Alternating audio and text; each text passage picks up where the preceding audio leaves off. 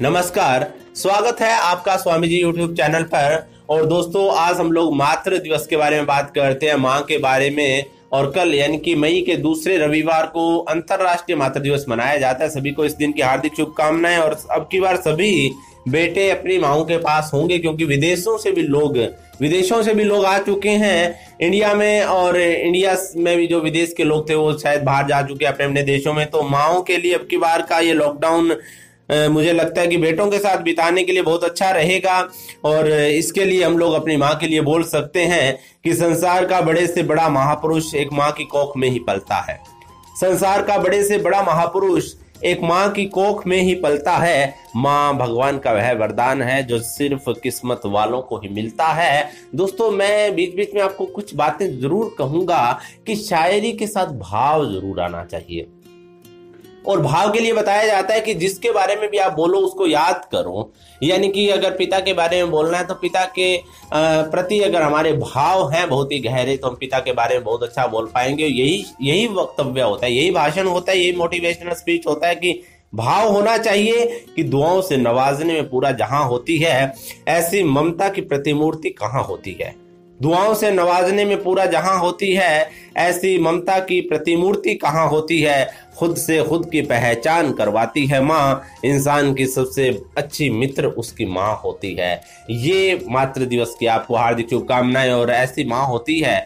और खुद से खुद की पहचान करवाने वाली जीजाबाई वीर शिवाजी की माँ की बात करें, अगर हम लोग थॉमस एडिसन की माँ की बात करें, बेशक हम लोग विवेकानंद की माँ की बात करें, तो कहते ना कि संसार की महान माओं ने, महापुरुषों ने, ऐसी माओं ने महापुरुषों को जन्म दिया कि जिंदगी में कुछ ऐसे भी उसूल बनाया करो जिन्होंने हमें पाला पोसा, उन्हें गले लगाया करो।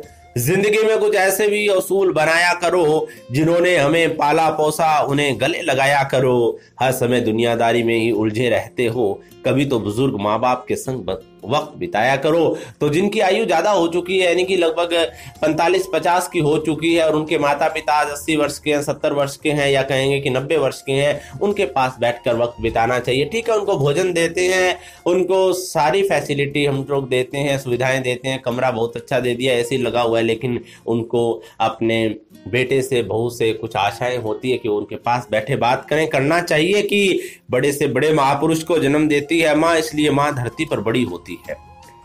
बड़े से बड़े महापुरुष को जन्म देती है माँ, इसलिए माँ धरती पर बड़ी होती है। जीवन की धरोहर के रूप में माँ नींव का वह पत्थर है जिस पर बच्चों के भविष्य की इमारत खड़ी होती है।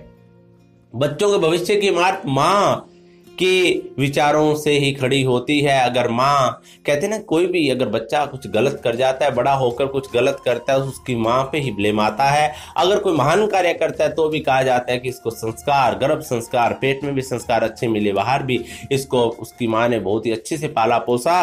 तो ये भविष्य की इमारत खड़ी होती है माँ पर ही, इसलिए माँ का सम्मान होना चाहिए कि चलती फिरती हुई आंखों से अज़ां देखी है।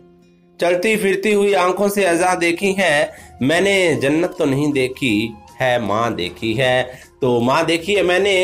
इन्हीं शब्दों के साथ आपका फिर से स्वामी जी चैनल की ओर से मैं आपको एक बात कहूंगा कि अगर आप पब्लिक स्पीकिंग सीखना चाहते हैं, मोटिवेशनल स्पीकर बनना चाहते हैं, अगर आप राजनीतिक वक्ता बनना चाहते हैं, अगर आपका किसी भी तरह से स्पीकिंग करने में, मंच पर बोलने में, मंच संचालक आपको बनना है, तो आप इस चैनल पे दिए गए कॉन्टैक्ट नंबर पर कॉन्टैक्ट करके और ऑफलाइन या ऑनलाइन पब्लिक स्पीकिंग सीख सकते हैं। इन्हीं शब्दों के साथ आपका धन्यवाद।